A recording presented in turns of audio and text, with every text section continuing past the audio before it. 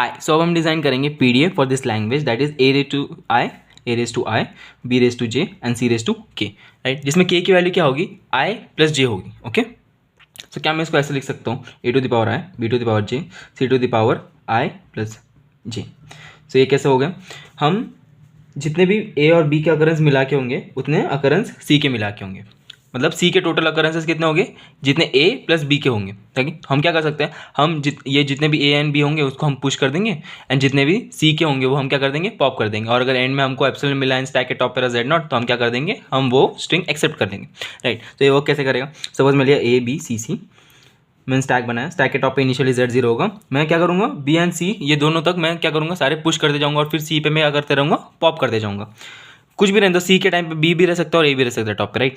सो मैं क्या करूँगा, मैं पहले ए पुश करूँगा इनिशियली जेड जीरो रहा तब, फिर मैं क्या करूँगा, बी पुश करूँगा अगर टॉप पे ए रहा तो, उसके बाद में मैं क्या करूँगा, उसके बाद में मैं देखूँगा सी के टाइम पे मेरे को क्या करना था, पॉपिंग ऑपरेशन चालू करना है। तो मैं बस देखूँगा सी क्या स्टैक के टॉप पे बी या फिर ए में से कोई एक है, अगर एक है तो मैं क्या करूँगा, उसको पॉप कर दूँगा। अब मेरा स्टैक कैसे हो जाएगा, जेड नॉट एंड ए।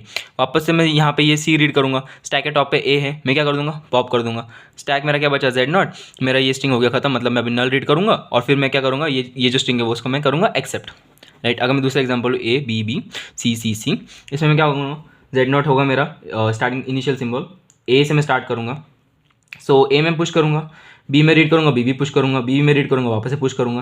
उसके बाद में जब मैं सी रीड करना चलूँगा, मैं क्या करूँगा, ये पॉप करते जाऊँगा अगेन, ये वाला सी रीड करूँगा, मैं क्या करूँगा, पॉप करूँगा, ये वाला सी रीड करूँगा, पॉप करूँगा, जो भी रहने दो, या तो बी रह सकता है या तो ए रह सकता है, तो मैं दोनों में से कोई भी एक रहेगा तो मैं क्या करूँगा, उसको पॉप कर दूंगा। फिर स्टैक में जब जेड नॉट रहेगा तो मैं उसको, और मैं स्ट्रिंग में रीड कर रहा हूँ अगर एप्सिलॉन, तो मैं क्या करूँगा, उसको एक्सेप्ट कर लूँगा। सो हम बनाएंगे कैसे, देखते हैं, सीधा ट्रांजिशन डायग्राम बनाते हैं। तो मेरा स्टार्टिंग होगा, अब मैं स्टार्टिंग में क्या कर रहा हूँ, पहले ए का देखते हैं। अगर इनिशियली जेड नॉट है तो मेरे को ए पुश करना है, तो मैं क्या करूँगा, ए, अगर स्टैक के टॉप पे रहा जेड नॉट तो मैं क्या करूँगा, उसको पुश कर दूँगा।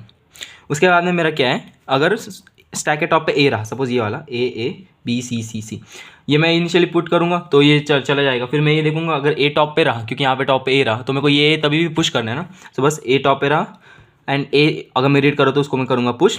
उसके बाद में अब आते हैं बी पे क्या हो सकता है पॉसिबली, अगर मैं ये देखूँ यहाँ पे बी पे क्या था, जेड नॉट था और यहाँ पे बी था, ए था सॉरी, और मैं क्या कर रहा था, मैं बी रीड कर रहा था।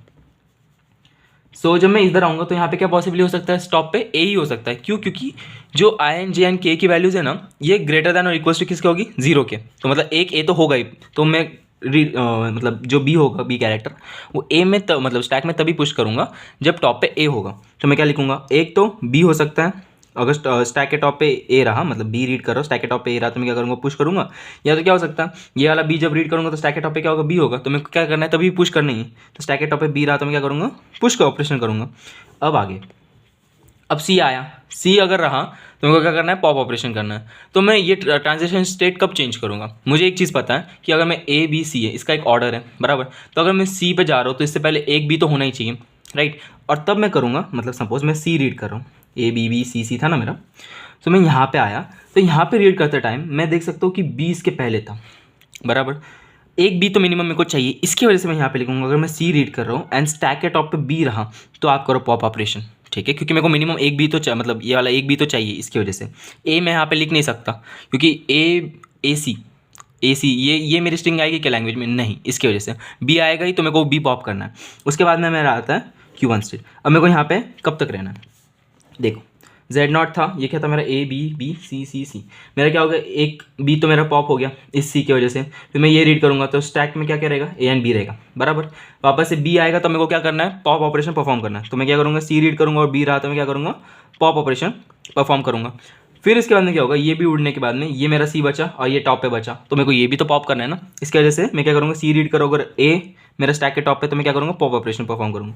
अब क्या, अब अगर मैं एप्सिलॉन रीड कर रहा हूँ एंड स्टैक के टॉप पे रहा जेड नॉट, तो मैं क्या करूँगा, एक्सेप्ट करूँगा। इसका मतलब मैं क्या करूँगा, ये जेड नॉट स्किप करूँगा, Q2 पे पहुँचूंगा और ये मेरा होगा फाइनल स्टेट। सो ये मेरा होगा ट्रांजिशन डायग्राम, कुछ नहीं है, बस ए के जितने भी, अगर ए स्टार्टिंग में मिला तो उसको पुश कर दो, ए अगर टॉप पे रहा ए तो उसको पुश करो। बी क्या रहेगा, बी अगर आ गया और टॉप पे रहा ए तो भी पुश करेंगे ना, क्योंकि मिनिमम एक अकरेंस ऑफ ए तो आएगा ही। फिर मेरा क्या रह सकता है, टॉप पे बी रह सकता है, तो मेरे को वो चाहिए बराबर। उसके ये जो मेरा फर्स्ट बी है ना, ये मेरा खाली फर्स्ट कैरेक्टर डालने के लिए है, क्योंकि अगर ए के बाद में जब मैं बी पे जाऊँगा तो मेरे को बी डालने से पहले एक ए तो रहेगा ही ना, तो वो मेरे को वो डालने के लिए यहाँ पे। उसके बाद में बी, मेरा बी के कैरेक्टर्स डालने के लिए। उसके बाद में अब जब सी आएगा तब मैं पॉप ऑपरेशन चालू कर दूंगा, एंड सी ये मतलब स्टैक के टॉप पे कुछ भी रहे, ए या रहे या बी रहे, मैं पॉप ऑपरेशन परफॉर्म करूंगा, और जब स्ट्रिंग एम्प्टी हो जाएगी और स्टैक के टॉप पे जेड नॉट रहा तो मैं फाइनल स्टेट पे चला जाऊंगा। तो अब देखते हैं इसके ट्रांजिशन फंक्शंस। तो ये होंगे मेरे ट्रांजिशन फंक्शंस। मैं क्या करूँगा, इनिशियली ए आया, फर्स्ट कैरेक्टर ए आया तो उसको पुश करूंगा, और अगर ए के बाद में एक और ए आया तो उसको भी पुश करते रहना है। उसके बाद में जब बी आना स्टार्ट हो जाएगा तो फर्स्ट बी जब आएगा तो ऑब्वियसली कैरेक्टर टॉप पे, स्टैक के टॉप पे क्या रहेगा, ए कैरेक्टर रहेगा, तो मेरे को उसको पुश करना है। उसके बाद में मेरा फिर बी क्या आ जाएंगे सारे, तो जितने भी मतलब फिर बी के बाद में बी आएंगे उसके लिए हमको क्या करना है, उनको पुश करना है। ये ए बी और बी पुश करते रहना हमको। उसके बाद में क्या था, क्योंकि सी इज इक्वल्स टू, सी के अकरेंसेस उतने होंगे जितने ए और बी के होंगे, बराबर। उसके बाद में जब सी आना चालू हो जाएगा तब मेरे को क्या करना है, पॉप करना चालू करना है। तो मिनिमम एक अकरेंस ऑफ बी तो रहेगा ही, इसकी वजह से मेरे को क्या करना है, वो पॉप करना है जब मैं ट्रांजिशन स्टेट Q0 से Q1 पे जाऊंगा, बराबर। उसके बाद में कुछ भी हो सकता है, बी भी हो सकता है और ए भी हो सकता है, जिसकी वजह से मैं Q1 पे पहुंचने के बाद में सी रीड कर रहा हूँ और बी रहा तो मैं पॉप ऑपरेशन परफॉर्म करूंगा, सी रीड कर रहा हूँ अगर स्टैक के टॉप पे ए रहा तो मैं वापस से पॉप ऑपरेशन परफॉर्म करूंगा। ये तब तक करते रहूँगा मैं जब तक मेरा स्ट्रिंग एम्प्टी ना हो जाता है, एम्प्टी नहीं हो जाता, बराबर। फिर मैं क्या करूँगा, स्टैक के टॉप पे अगर जेड नॉट रहा और मैं रीड कर रहा एप्सिलॉन, तो मैं क्या करूँगा, स्किप ऑपरेशन परफॉर्म करूँगा और मैं क्या कहाँ पहुँच जाऊँगा, हमारे फाइनल स्टेट पे। और ये क्या, ये स्ट्रिंग क्या हो जाएंगी, एक्सेप्ट हो जाएंगी स्टेटिंग की ये जो मेरा वर्ड है ये इस लैंग्वेज का पार्ट है।